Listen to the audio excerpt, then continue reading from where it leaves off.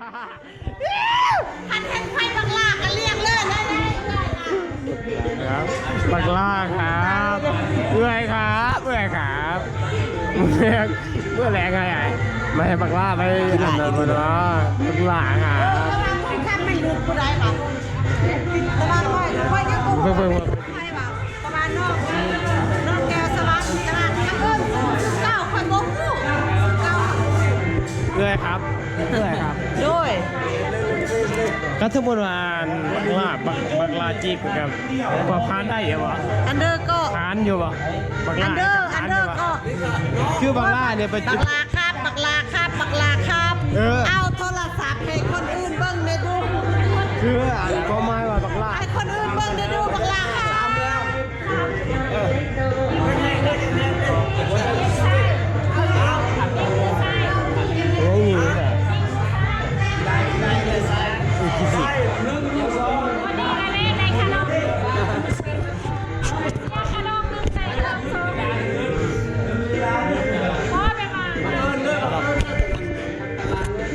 เนาะมันเถื่อนมือนี่กับเป็นมืออันงานอันดีเนาะผู้ใดบ้างก็ไปนำเด้อ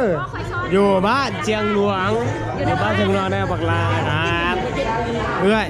อยู่บ้านเชียงหลวงเด้อเพื่อนมาว่างก็มาดินนำเด้อลุงเดียวกับลุงคนนี้ลุงซิ่งยังจุงทันดีลุงได้ยังไงเอ้ยครับเอ้ยครับเอ้ยครับบักลาแอบพึ่งเอ้ยครับบ่อันนี้นักเรียนบ่ฮู้เศร้าบักอันนี้ฮะบักอันนี้ฮะลูกชี้แก่สบายน่าลุงซิ่งเมียมัน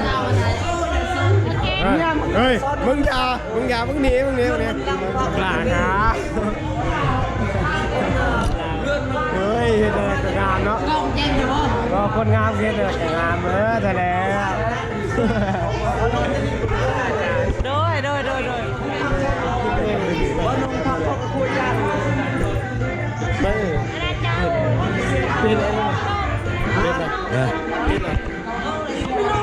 จานเจ้ากระชิลมหลายคนแต่บ่แม่มันบักล่าดี